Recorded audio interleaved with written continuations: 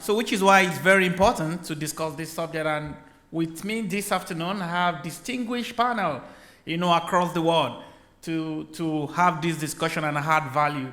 So, and I'm going to allow them, and I'm going to start from my extreme right, for them to introduce themselves, and then we'll start. Thank you. Hello, everyone. Good afternoon. I should stay away from the microphone a bit more furthermore. Yeah, I'm Mark Neufeld. I'm working for Jonas SE. We are a German cloud company doing public cloud services. I'm an expert in product marketing. That means, of course, there's marketing in it, but marketing in the business-to-business sector in terms of cloud means always explaining things and educating users and companies who are going into the cloud, actually. And that's my right job. So when I was deemed to be the right one for sitting in this panel, I'm proud to be here today and might hand over. Good afternoon, everyone. My name is Mohammed Youssef. I am Director and ICS OT Cybersecurity Expert. We'll tell you more about ICS or Industrial Control Systems later on. And we are specialized in the domain of critical infrastructure cybersecurity. So when we say critical infrastructure, we mean industries like electricity, water, nuclear plants, oil and gas, transportation like airports and railways. And I'm happy to be with you today. Thank you. Good afternoon, Peter Geelen. I'm living here in Leuven, which is 20 miles away from the venue here. So pretty much a home match for me today. As you might have seen, I'm also a certified trainer for PCB, doing quite some presentation webinars together with PCB, teaching courses on 27001. So I'm doing quite some audits on this one, and more and more companies and customers I'm working with, exactly as Peter explained also, are using cloud services, developing applications in different sectors, so APIs pass by on a regular basis. From a technical level, I have a very strong background in technical solutions, Microsoft solutions, identity and access management. So in that sense also, have a bit of the developer background, so that helps a lot actually also to assess these platforms in an audit way. So that's my view on here. So. Okay, fantastic. So thank you guys for the introduction. So before we start, I'd like to ask the audience, just like I love the GDPR session, and we want to make sure this is as interactive as that session also to keep us awake. So please, if you have your questions, please be free to be able to raise up your hand to be able to ask questions within this panel so that the discussion will be very robust. And then as we start, I wanted to know, do we have people with cloud strategy adoption in the organization, in this audience? Do you have people using cloud providers? Okay, fantastic. So that means we have the right audience. Do we have people with APIs? Okay, fantastic. So I think because Peter is very close to me, so I'm going to be asking him to share his expert opinion, because when we talk about cloud API, so there's the good, the bad, and the ugly. So can you please share your expert opinion on this good, the bad, in the last, what you have seen in terms of, emerging race and, everything that you've seen within these two subject area? Yeah, as I mentioned, so both auditing and implementation perspective, I've seen actually two types of customers. The ones, and we saw it also in the voting in the question, many companies develop their own applications due to the implementation of the cloud, thinking about APIs, bringing the applications to the cloud. One of the typical things, and certainly from an implementation perspective, I see they struggle with is actually the application development rules and the guidelines for having a secure implementation. By the way, you probably have seen my presentation last week on the new standard.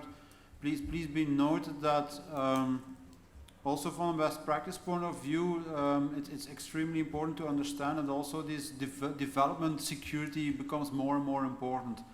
Getting developers on board is usually during audits a very difficult discussions. Mostly these developers have their own mind how security works. It's difficult to explain to them that they need to be applying the secured by design and secure by default principles. Usually takes a while to get it done and to audit it in that sense. I mentioned the second type of customers, the ones who are not developing but rather buying or using suppliers for implementing their applications.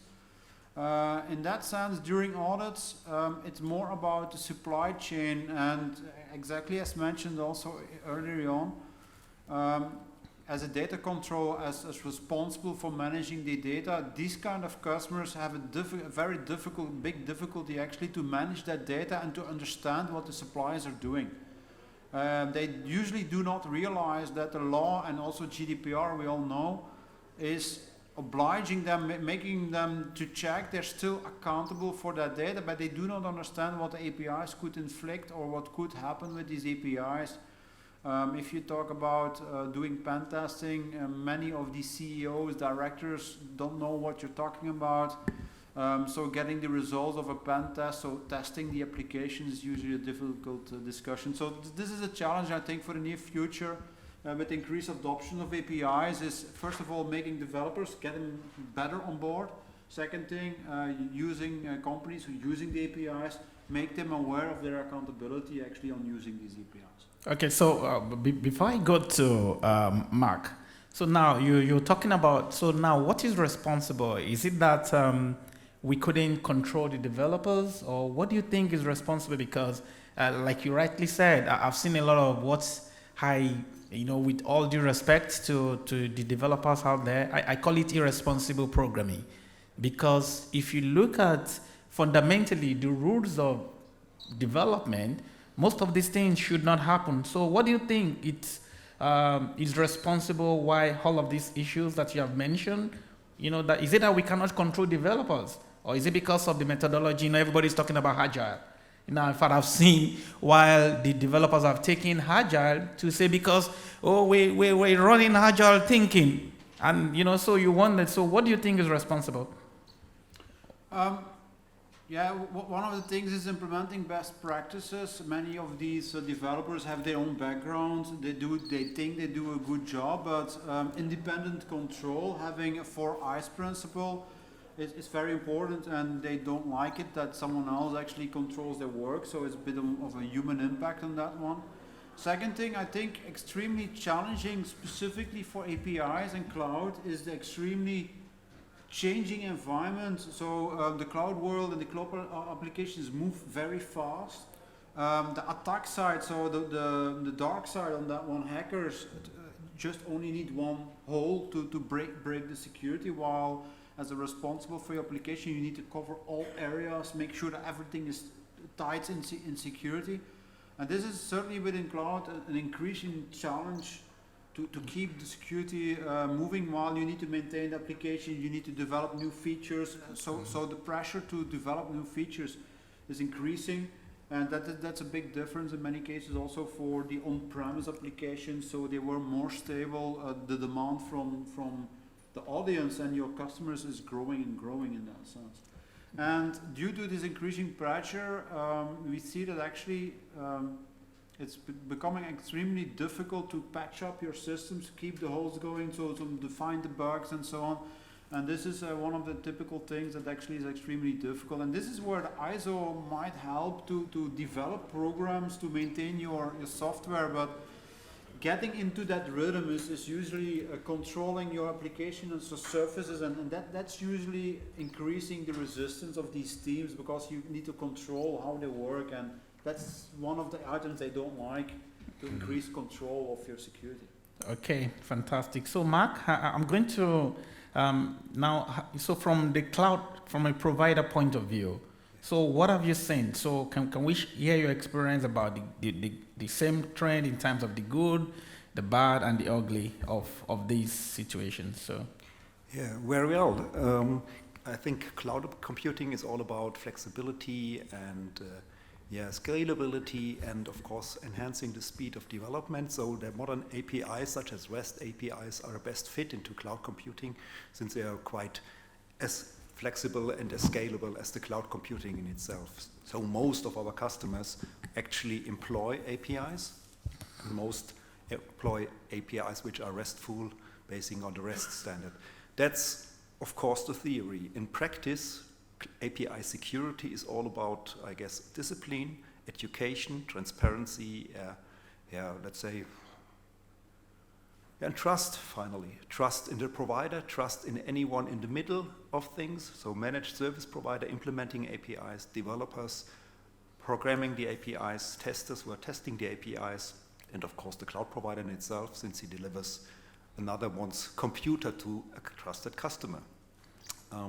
What we see is that we have, as I said, API computing, API-based computing is very much appreciated by our customers, but some of them at least are not much into API programming since they have been doing software projects for a while. They have lots of not refactored code on their premise. They have to refactor it in the cloud, and they are, of course, they don't know how to get into it. So we have to educate them in order to give them a hand and say, okay, this is the old code, this is the modern code, and how the API fits in, we are going to show it to you. So there's lots of effort for us as a cloud provider to educate the customers on handling an API in a cloud environment appropriately. That's one of our challenges, let's say. And of course, it's all about discipline, as I said. So without a disciplined handling of an API, so proper API management with lots of rules, actually, with a restricted access management, for instance, with least privilege policies behind it, that only the people very affected with handling with the API are allowed to handle with it. Without this discipline sets of rules, it's difficult to achieve proper API security. So without discipline, nothing goes on terms of API. That's my point of view. Okay, so you wanted to, okay, please go ahead. I don't have mic, but in order for us to be on the same page, could you please determine what do you mean under API security? Yeah, may I? Oh, Okay. yes, please go ahead. Of course. Yeah, first of all, API security means that there are lots of threats, as in anything what's affecting a computer, actually.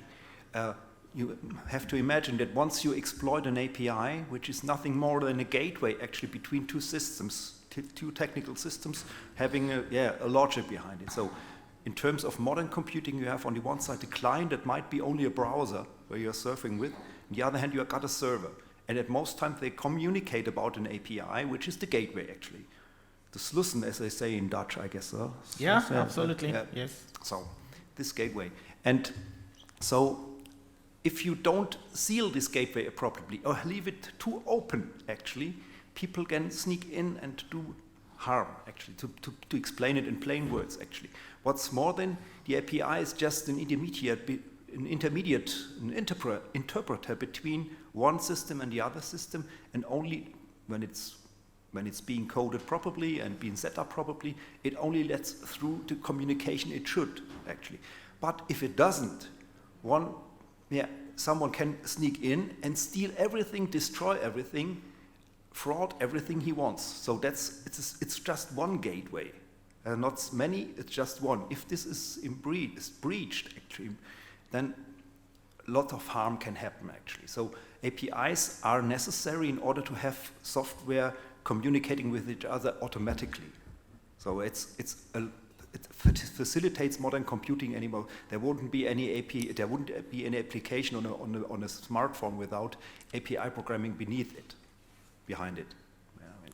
So, but maybe Peter, you have got your own opinion. One of the things to answer your question, what is API security? I think you should look at least at 3 levels, and depending on your environment, can be more. But as mentioned earlier on, first of all, the application code itself. As I mentioned before, certainly in cloud, the pressure on programming neat code, so safe code, secure code, actually, is due to the cloud attack surface is way bigger, and the least bug you write in that software, you could expose the application to exploit exploiting the data and exploiting the configuration. That's important also to understand. If you talk about, as Mark explained, communication between two applications with APIs is not only about the data, but also in many cases you can give orders, you can give commands to that API also to act as an application in the level of transactions. So not only the data, but if you can give the wrong communication or to that API, it can start deleting data, it can start manipulating the data. So not only on the data level, for example, just to give you an example, a few months ago there was a big news that that there was an abuse on LinkedIn. Remember that actually one hacker was able to extract lots of data from LinkedIn. They said, well, we don't have an issue with this because that's what the LinkedIn API does. You can talk to it, you can get data out of it, but due to the sheer volume of that linked data, that it was considered a breach. So that's one of the things. If you talk about API security, the data, of course, you don't want to get more data out of it than you should allow it to be doing. You can manipulate the application itself, doing strange things, for example, create an invoice or do something else. And of course, the source code itself, that's what we refer to as pen testing. So in many applications, if you develop the application, you want to be sure that the application is behaving correctly and that it cannot be destabilized. And so these are at least three different levels of security that you need to look at. Some of them, as Mark explained, is purely on the process level that you can communicate. On the other hand, the data is literally on the data security, and the last one is developer security. So they need to develop on a very strong way. So that's a bit of an interpretation why API security is important in that sense. Okay. Okay, great stuff. So I hope everybody is clear now what API security is all about. Sorry for the assumption, and I think maybe the word API is just application programming interface. So there is need for cross communication, within software. So that's why API is actually very necessary. So, but then because while we talk about this communication, there is need to ensure there is security, just like the example I gave in that organization. They've got this critical core banking, and then all they wanted to do just to make sure that they have the internet banking and they have the mobile banking. So, but the situation was because they just think, oh, it's API, everybody's communicating. They didn't ensure proper authentication and authorization to validate who and who. Mark mentioned trust, because when you have different, imagine the internet, there is need for trust, but then while we talk about trust there's need for, how do you validate authentication? How do you ensure authorization? The same thing we already know in other security areas. You need to apply the same thing with API. And these organizations didn't do those basic things. So what happened was there was an insider that discovered that no, they weren't doing validation on authentication, and he sat on his desk and he was able to communicate to using the API and communicate to the banking, and he moved $10 million just because of what? Lack of authentication, lack of authorization. So that's why it's very critical. And and I'm going to be asking Mohammed to say yes. So what do you think from where you sit today? Do you think, as we speak today, the most critical emerging risk and threats when we talk about cloud computing and API today? So we'd like to hear your thoughts. Okay. So I think everyone is talking about protection of data, but I think there are some risks which are more than possibly that may affect the systems and even humans more than the data and the financial consequences. When I speak about ICS or industrial control systems or operational technology, but before I start, I would like to know who knows about ICS or control system cybersecurity or control systems in general. Okay, so I think maybe like 25% knows about it. But in order to ensure that everyone on the same page, let me give quick introduction or information about ICS environments. So if we have like electrical utilities or water treatment plants, or we have oil and gas production, always we will have some systems that support automation of these environments. These systems are called control systems. It consists of controllers which have connection with sensors. You may have like pressure sensors, like temperature sensors, send information to a controller, and the controller will take action depending on the information it receives. So if there is high pressure in the pipeline, for example, and the controller received this value, it may send the command to some valve to be opened in order to release the pressure. And this is related to, otherwise there might be explosion. And this will affect the safety of people, okay? So these controllers communicate as well. They are now working into a networked environment as well. So they are connecting to normal Ethernet switches. They are connecting to systems like SCADA systems, DCS systems, which they have software applications as well, which communicate with the controller. So I just want you to imagine this environment. This environment, before it was used to be isolated. In previous age, this network with these systems, with these servers, workstation, they used to be isolated from internet, isolated from even connection to the IT environment or office environment. Now, with the adoption of cloud, with API and all these technologies, now they start to connect these environments with the cloud as well. So you can imagine the possible risks that may come from this, because you can manipulate the logic of a controller and it can cause a disaster to the environment, to the safety of people, and as well financial consequences as well, because if the production is impacted, then there will be also financial and reputational damages. So this is what I will be focusing on today, that API security, cloud security, it also may affect these environments, because these environments now start to depend on technologies which require this integration among the application and this integration with the cloud as well. So we will talk more about this during the discussion, and there is real incidents which manipulated API interfaces in order to cause damage to a critical safety instrumentation system in petrochemical facility.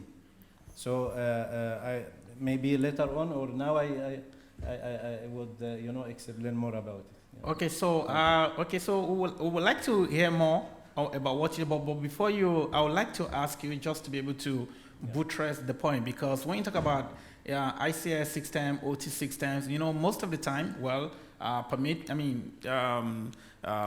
me if I'm wrong, I think most of them, from what I've seen, run on legacy systems. So do you think, can you please let us know, because if you have a lot of legacy systems and you're trying to do migration, integration with API, does this have a way or now impact on securities and bring out more risk within the system? Yeah.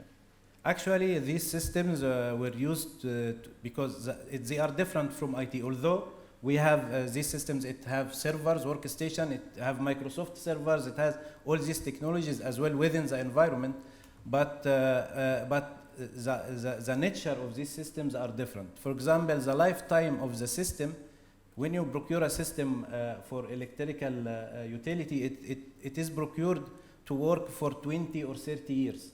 Yeah. That's why at the moment you will see a lot of obsolete and legacy systems, because they cannot replace it. They cannot, even batching the system is very complicated, not the same like IT. Just to do any minor change, it may affect the operation, and hence the change is very difficult.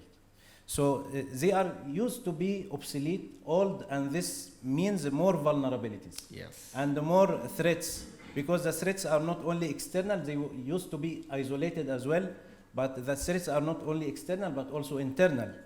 And but now there is now in many places which we see in the Middle East especially. I forgot to say that I am coming from the Middle East and Egypt and Dubai. So there are a lot of regulations and a lot of enforcement of cybersecurity requirement on these critical systems. And a lot of organizations, they do, whenever they do the upgrade of the system, because at certain point you need to upgrade your system. Whenever they are upgrading the system, they are enforcing cybersecurity controls as well, as per the regulations that exist. And all the systems definitely still vulnerable, still have the issues, but adoption of new technologies is there, and it comes with the upgrade, and but security enforcement is there as well, but maybe not enough or till now, or evolving and improving over time. But you are right that you will find a lot of obsolete systems, but from time to time you have to upgrade and use new technologies, and the threats are increasing accordingly. Okay, so I didn't want you to go yet, so I wanted to know, so can you share also with us minimum, maybe like some form of compensating controls that should be in place around these environments to ensure that these systems, are well protected? Can you share from your experience? Yes, from experience, it's we adopt the defense in depth. So we have to have multi-layer of security because these systems are critical. Some of them are most critical than others. So understanding, doing some sort of asset impact analysis as initial step is very important to identify which system can cause more harm for the environment. And then we need to make sure that we have multiple layers of security. These layers consist of the people element, as everyone knows, the main three pillars of security: people, policies and the procedures, and the technology. So from people perspective, we need to ensure there is somehow a proper organization structure who can continuously monitor the cyber security. Also, we need to ensure awareness across all people working in these environments, not only the engineers, or also operators need to understand the level of risk. So people element need to be addressed, and this support a lot in improving cyber security, because a lot of attacks happen because someone use a personal USB and connect into this critical environment, and it can cause a lot of harm. Also, policies are very important, and the procedures, because this also will support, and this will help a lot, and easy, is not complicated as the technology. In OT environment, it's very difficult to, as I said, to touch the system. So, so from technology perspective, you will try to depend on technologies which are network-based, so that you don't touch the system, but you may touch the network itself, and you will depend on monitoring. So you will take a lot of information going to or coming from the system, and you start to monitor this traffic and create some baselining for this traffic, and using machine learning technologies, you can trigger whenever there is some abnormal behavior in the environment. So you will depend more on monitoring more than protection.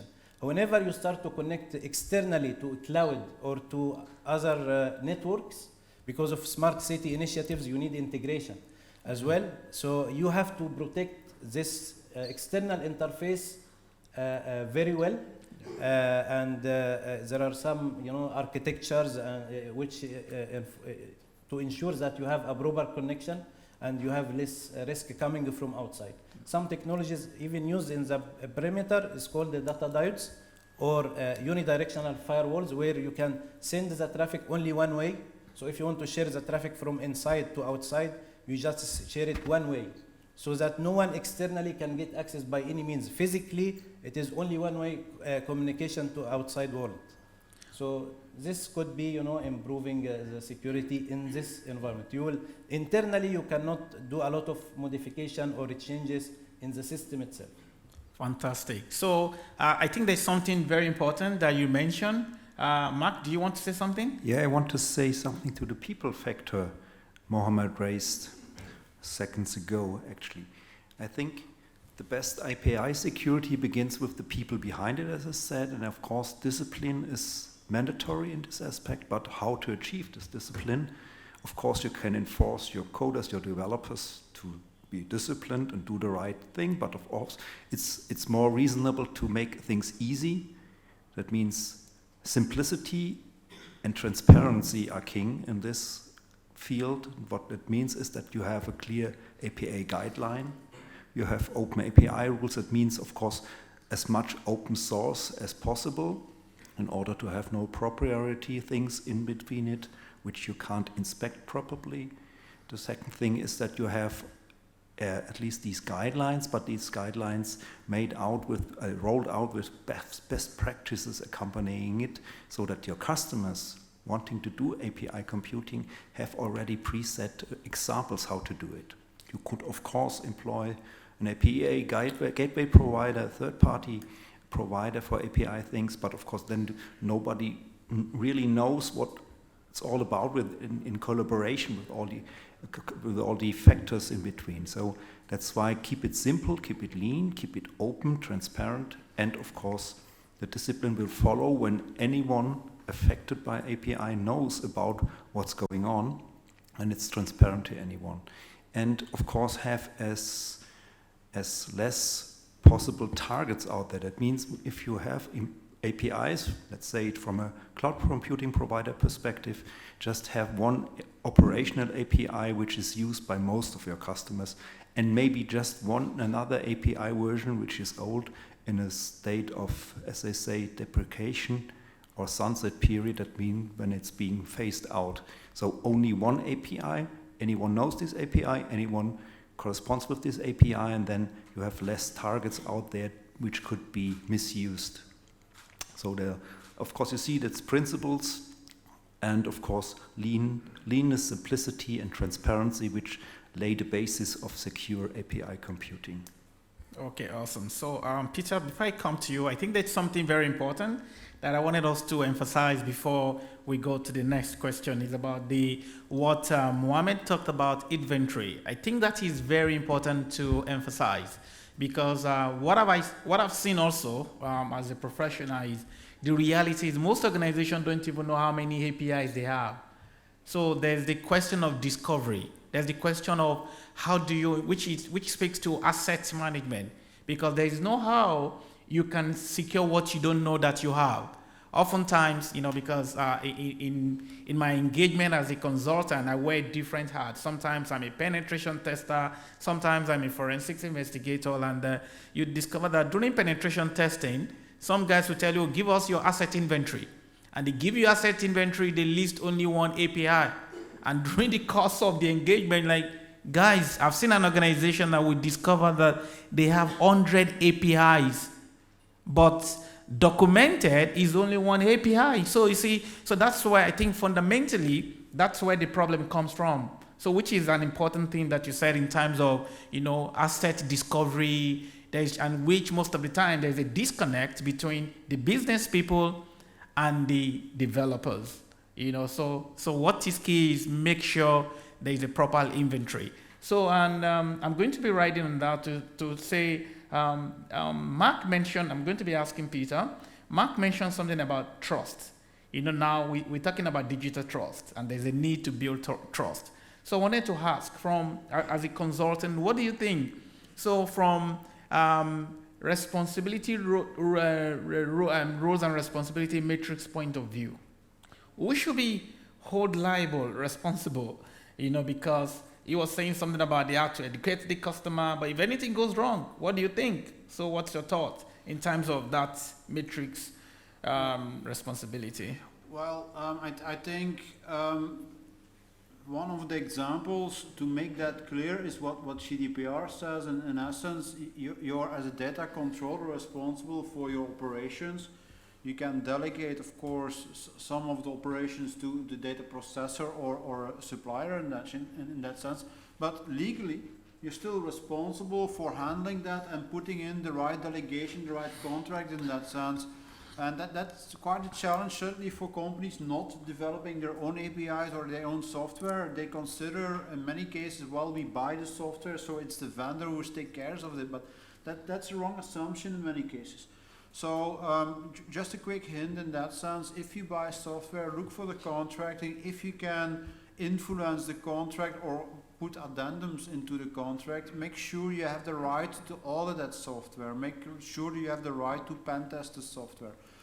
Just to give you an idea, I think about 2017, the most of the cloud providers, including Amazon, Microsoft, Google also included, changed their pen testing protocol. So before 2017, more or less at that time, you need to ask permission to test the software. If you bought the software, you need to ask permission to do so. They switched mindset since 2017, more or less, that you're allowed now to pen test whenever you want, but with one minor additional clause into that one. If you find something that goes wrong that you should report, that issue first to the supplier, they fix it, and then you, if you want, can communicate about it, that one. And that's a good example as a data controller, even not having that software, not built that software, you should take care of that one. You're finally accountable for using and publishing the data and your software in that sense, which is extremely difficult because you don't have physical control over that cloud platform in most of the cases. So you need to balance, take other measures as what physical control could deliver. By the way, then you should put it in your contracts, you should put in some clauses. The DPA, so the data processing agreement, should be in place. So it's extremely important, and again, very important to have a good discussion with your legal department or your vendor and supply chain management in that sense. By the way, also mentioned, Mohammed mentioned it earlier on, please be aware that also legislation is pumping up quite heavily right now. It's moving very fast also in this matter. In Europe we have now a Cyber Act. I don't know, has any one of you seen Cyber Act already? Just one, two? Please be aware that Cyber Act is the sister law of GDPR. Yeah, I don't need to ask who knows GDPR, right? So that will be 100%. But GDPR is active, and you all know the dates, but since a year or more or less, there's a sister act, so pretty similar to GDPR. GDPR is data protection.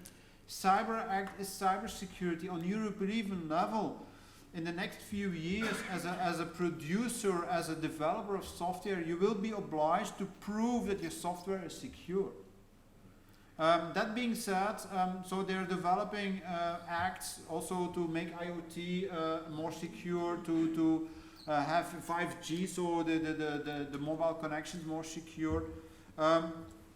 One other legislation which is active actually since 2 weeks now is NIS2, so the NIS, so it's not the American NIST, by the way.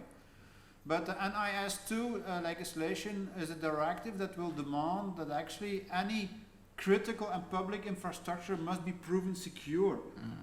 So that legislation is being active right now. It will be implemented with national legislation the next upcoming 2 years, which will force companies offering cloud services, offering internet services, e-shops, and whatever, to prove actually the security of these platforms, which will include also accountability requirements to the companies delivering this software, that they need to prove that actually the platforms are secure. So we come back to the accountability part on that one, that you will be forced to prove security of these APIs.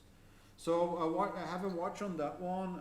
By the way, other legislation on European level, the Digital Market Act, DMA, or Digital Services Act, are pushing all the same directions to guarantee security of these cloud platforms more and more. And that way it will become complicated, I think, in the next few years. But this is also pushing from a legislative part of point of view to guarantee security of APIs. Okay. Yeah, so, okay. So the security by design principle, I guess, is something that will become of more importance in the future, of course, and certifications, maybe ISO specifications, and of course the testation, the external testation of these certifications conformity will become even more important. And I guess, of course, what you see is when you are into software programming and you have already achieved a certain learning curve, you can lend this learning curve, actually lease and rent this learning curve to your customers, which don't have the core competency to stay abreast with all these demands, actually. And so that's a chance and, of course, a responsibility for a provider, for any kind of provider, who is doing all this cloud and API stuff on a daily business. So what you will be renting when you use cloud in future, you would not only renting computing space or maybe platforms as a services around it, but rather the experience, learning curve, and the proper consultancy beforehand, and the architectural consultancy on your cloud installations. So this consultancy factor is becoming even more important any day as we experience it. So professional services around any cloud computing build-up is mandatory as well. So yeah, thank you very much, Peter and Mark. I have one point as well. Okay, please go ahead. I want to add, because when it comes to critical infrastructure, the threat actor, it could be not individual hacker, not a symbol or a group of hackers, but it could be a nation state, it could be another country. So whenever there is a war between country or another country, or there is some political issues, or then it's a nation state level of attack and the threat actors. Also, I would like to highlight, because of there are now a lot of services that is provided for critical infrastructure, so they may not be able to attack the critical infrastructure network directly. So the threat actors normally will think of attacking the supply chain. So who provides the service to the critical infrastructure, they will focus on them to get access to the critical operations and the critical networks. So that's why it is important also from client side and from government side and the critical infrastructure side to ensure contractual obligations in whenever they do any contracting with any supplier or in their supply chain. So just wanted to highlight this point. Okay, thank you. So I wanted us to be, so I'm coming back to Peter. Okay, oh, sorry, question. Okay, please go on. Question, Mike? Where's the, we need Mike. Thank you very much. I think my interest is on the ISA side, especially you mentioned that there is a monitoring, thank you. Especially you are mentioning that there is a monitoring activity in order to ensure, and also inventory is also said from this side. So recently there is another way of monitoring, like self-learning network threat monitoring. So if in case if you have any experience on doing this in your sector, and if you can say any pros and cons of using those technologies, and which algorithm is the best algorithm in this regard. Thank you so much. Thank you. With regard to monitoring, as I said, touching the servers or applications is very difficult. But when it comes to network, we can use devices or products which are called, or technologies, industrial IDS solutions. Those industrial IDS solutions are network-based solution where you can connect to a network device like a switch, and you just tell the Ethernet switches to take copy of the traffic and share it and send it to that device. Then this device will do all the analysis. This device will not ping or will not send any traffic into the network, because again, these networks are very fragile. If you send any traffic, it may affect the system operation as well. So so now it will be the main thing is that you need to think about is the switch. When you configure this port mirroring or this configuration to take the information, share it to the IDS, is it will affect the switch performance or not? You know, and this is what you need to check, and you need to make this carefully in the maintenance window, not during the operational hours. So, and in the least critical side of the network, you need to start with it, then you gradually you can move on. But this is where you can monitor the traffic, and from network perspective only when it is operational network. When it is a new system, you can do a lot of things. You can enforce a lot of controls when procuring a new system. Even in the server itself, you need to enforce logging and sharing of logs to a central logging solution like SIEM solutions and so on. So you can get the visibility from network point of view and from servers and workstations. Also, these IDS systems, which I mentioned, some of them work using machine learning technologies. So they can build a baseline of the network and the network traffic and which server communicating with which controller and what parameter it is reading or writing, and all this type of information it can record as a baseline, and whenever there is any issue it will alert. But definitely you need people who are monitoring in order to respond to any alert or any alarms that they are receiving as well. Yeah. And this is quite important to understand why APIs exist. Is actually it makes that level of monitoring more difficult because we don't have simple networking anymore. The purpose of an API actually is to easily replace applications which have the same kind of communications. Yeah. So in cloud environments, it's quite important to easily replace that application without the other one knowing it. As explained by Mohamed here, it's quite important to understand that you can't simply check bits and bytes anymore. So the APIs are more intelligent, communicating to each other. So also the network monitoring needs to be more intelligent. What kind of commands, what kind of data is allowed between these APIs? What kind of commands are not allowed? For example, SQL injection. I don't know if this is an old tactic actually to use to send SQL commands to try to extract data. This monitoring needs to be smart enough to understand, well, this kind of commands should not be sent over to the API. So in that sense, also the intelligence needed to monitor this will be more and more complicated to do so, more dynamic. So this will increase also the complexity to find out.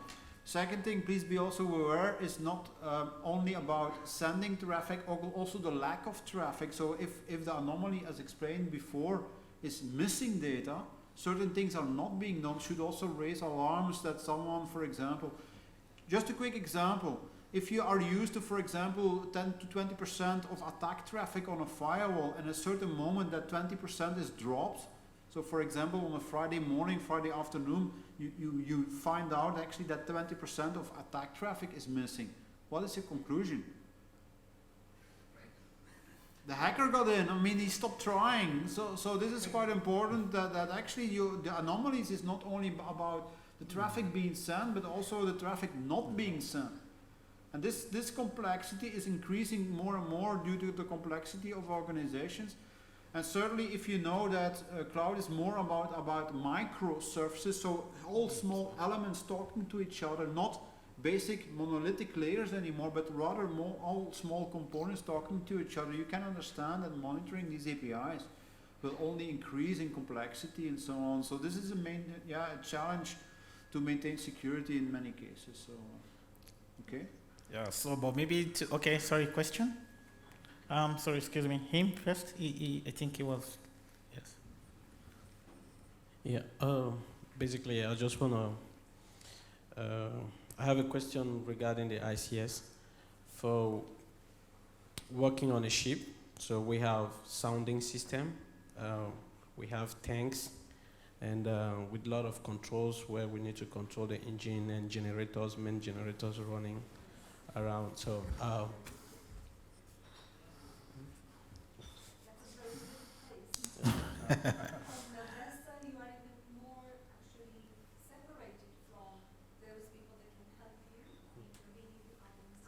Yeah. You are connected to IT because you have to send all the data. Yeah. We have done actually in the UAE, I'm from UAE, we have done pen testing of some vessels. And we've been using people that were actually most experienced in solving the problem. Because it's not just about to find all your weaknesses, it's about fixing those The weaknesses. weaknesses. So when you are on a vessel, somewhere in the Pacific, actually you can withstand those attacks.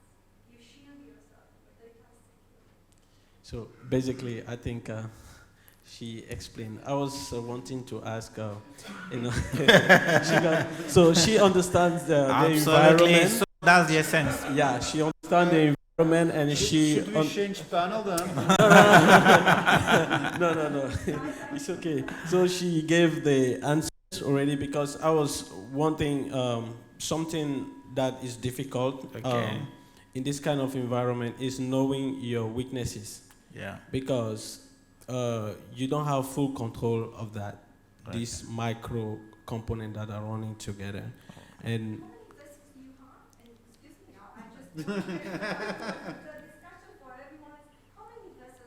so the organization I'm working with is running 2 vessels, 2 ships. I will tell you the use case. Okay. It is ADNOC in the UAE, which is the second biggest oil and gas producer in the world, who has subsidiaries, oil, transportation, and vessels. The use case involved around 400 vessels, Wow. which we extracted from the fleet of thousands to identify what is actually the unique component in these vessels that we need to pen test, because it's not like similar vessels like you do in IT environment. You just scope 5 critical applications which are unique and then you do the pen test. The unicity of every vessel was shocking. Do this now for your 2 vessels. Do this analysis and then protect them because they are so insecure. And this is the bottom. You have only 2. You have to start doing it. For ADNOC to do this on such a big scale was challenging. Also, the vessels are around the world. We did the pen testing while they were moving. Okay.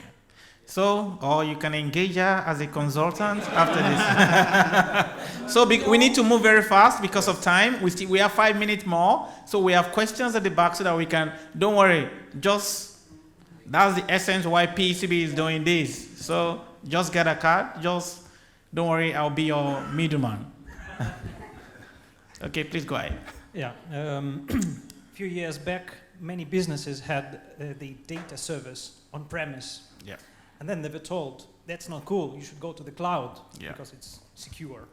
Now they went to the cloud and they're like, oh wait, it's not secure either.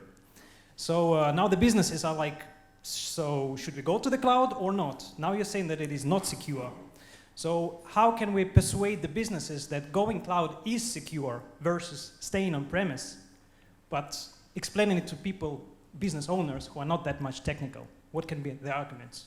Because as you say, it's I think I all will not let secure. Mark, because Mark is the cloud provider. So let it goes to him. Of course, let's start the sales show, actually. No, to be in earnest. First of all, it's about, of course, if you have servers in your basement, first of all, they need money to invest in when you buy it.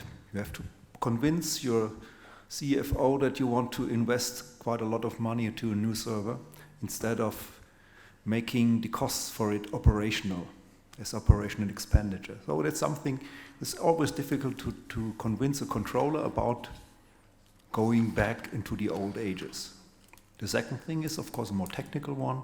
First of all, you have to procure for servers. What we were experiencing over the course of the last 3 years is that the supply chain wasn't as reliable as it used to be, actually, and people were desperately trying to procure server components and couldn't get them, at least at the heat of Corona pandemic. And we were able to mitigate that problem since we had, of course, for the sake of buying bigger, we had the better chances to get server components. So we could quite convince quite a many people coming over to the cloud since we mitigate their supply chain problems and logistics problems. Then we got, at least in Germany, we see it especially, there's a scarcity of people only being able to operate a server. So not only configure, but just operate it and keep it going, actually. So the expertise is going centralized into the cloud. And first of all, as I already mentioned, the learning curve for security or for this implementing legal requirements, such as all the acts Peter has mentioned, is of course something that's a core competency for a cloud provider. And if you are a customer, you have to do everything on your own. You have to go into it, acquire the knowledge around it and make it usable, and you're still subject of being put to court because you didn't do the right thing, actually.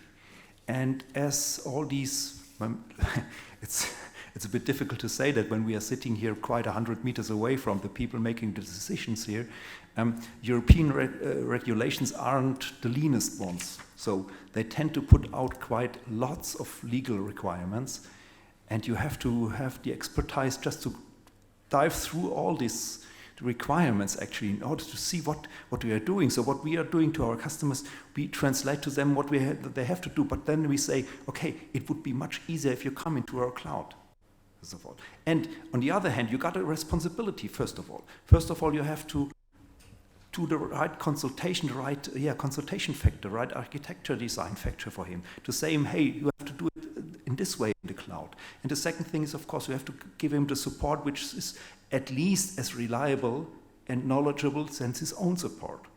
And then, of course, it's the financial factor, operational expenditure against capital expenditure at the end of the day, since there are so many white-collar decision makers out there who just supersede the technical guys. And one important thing also, the comparison between a data center and a cloud solution is the economy of scale, so the attack factor, meaning that you can't control from a data center the level of attacks that you have in the clouds. In the cloud is a continuous learning. You learn from the mistakes and the attacks that happen in the cloud, so you benefit from all these security measures at once. While if you need to keep maintaining that security yourself, you can't get to that scale of the cloud. So the major difference is that you learn from the attacks in a more global scale as what you can do in your data center. I hope that's an answer, right? Yeah. So I agree, and I think from my perspective, it's about what is your total cost of ownership. Because if you're speaking to the business people, they want to understand the numbers. Because when you're looking at the total cost of ownership, you look at the cost of hardware, the cost of software, the cost of training, so it could, now that you have very small budget with what is happening in the world, I think really it's actually more cost effective going to the cloud right now. But what we need to understand is don't totally outsource your responsibility. That's the message, especially when it comes to accountability, because it's about governance. Governance is about direct and control. So don't, yes, you're doing cloud, but make sure you don't outsource totally your responsibility that the cloud provider will do everything for you. I think that should be the message. All right, because there is no more time. Do we have any? Okay, last question. Okay.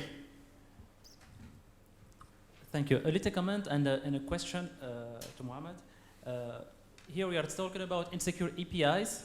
So APIs could be a threat or bring a new risk to the backend systems, but it can also be an opportunity, because for vulnerable backend systems, we can concentrate some security measures at the level of APIs, and this is also can be considered as an opportunity. My question to Mohammed is related to ICS. The question is the following, and then I will explain. Which are the readiness criteria to go to cloud and APIs if we are in an ICS or OTs environment? Why? Because you're speaking about problems of legacy, vulnerability management. Also, maybe you didn't talk about it, but the culture itself for people in OT systems is not the same as for other office systems. Generally, we have poor access control, poor usage of service accounts, etc. You spoke about defense in depth, but if it comes to APIs, many defense in depth measures are isolated or circumvented by the rights that are granted to APIs, so these interfaces. That's why I'm speaking about, and I'm asking about the readiness criteria to open OT systems to cloud and to APIs. Okay, thank you for the question. I think it will be different from one place to another, depending on the level of risk. So I think maybe small factory is not the same risk as maybe critical transportation system in airport or in railways or whatever. It depends on the risk level as well. So there is no specific like 1, 2, 3 controls that you must to include for every environment.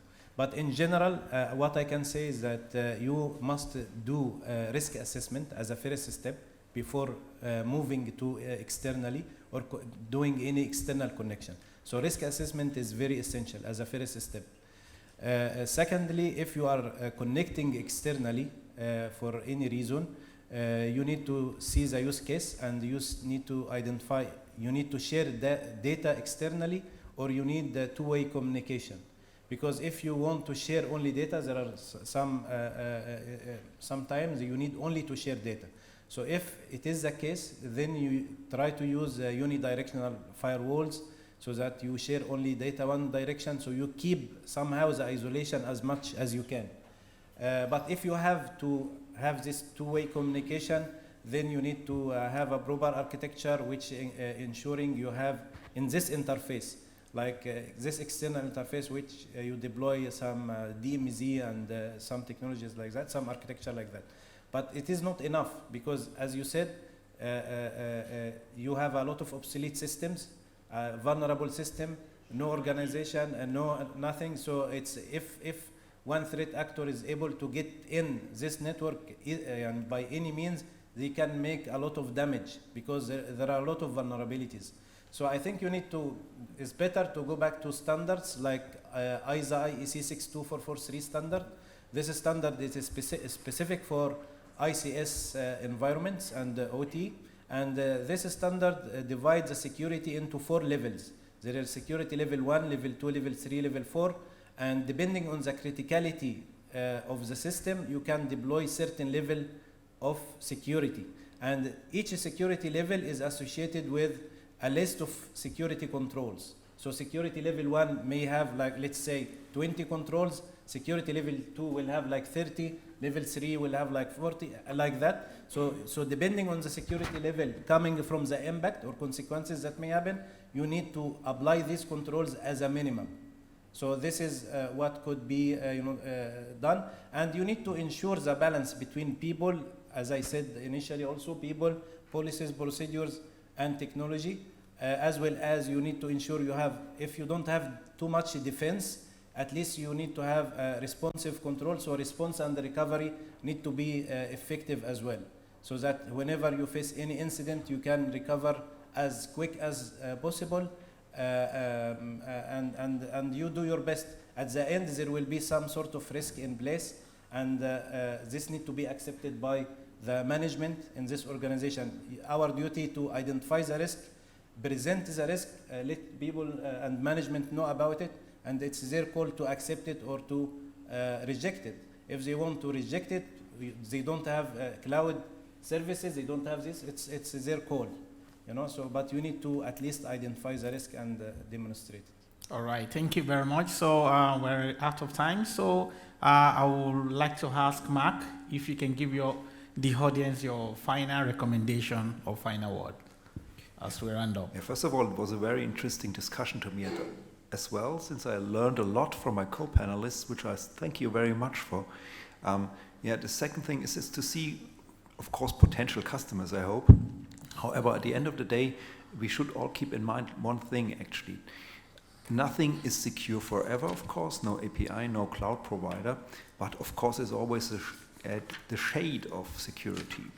And I guess over the course of the time, the professionality even of cloud providers will even get more professional. And over the course of the days, it will, of course, be the most secure thing on earth that's possible, at least on a broader scale. Of course, any company can do its own security, can capsule all its systems on premise, of course. But if you want to engage with the outside, you have to open yourself sometime. So, and then a cloud provider can, of course, be the right gateway in order to go into the outside without defacing you too much. Most of our customers have their own very private cloud installation within our cloud. They're capsuled from the outside. They got private cross-connects between their installations without ever turning into the internet, for instance. So that's write a major use case, and I think that's quite as secure as on-premise. And of course, you can scale it anywhere, at any time. Thank you. So, over to you, Mohamed. Your final recommendation as we round up. The main message I wanted to deliver today actually is to highlight that cloud and API security is important not only for to secure IT and financial applications and financial consequences, but it's also important for critical operations and OT and ICS. So this is the main message I wanted to deliver, to emphasize on that this is crucial and is very important. I think, I hope that this message is delivered. I can assure you, you can see from the interaction, you are the only one that were asking questions. So your message is well understood. So, Peter? Yeah, involve the developers and keep improving, so to keep it short. Right? Okay, fantastic. So, and for me, I think what I would say is to the cybersecurity is a journey, whether in the cloud, whether API or any other digital asset. It's about keep building capacity. It's a journey, it's not a destination. So I wish everyone well and continuous deliberation in this conference. Thank you.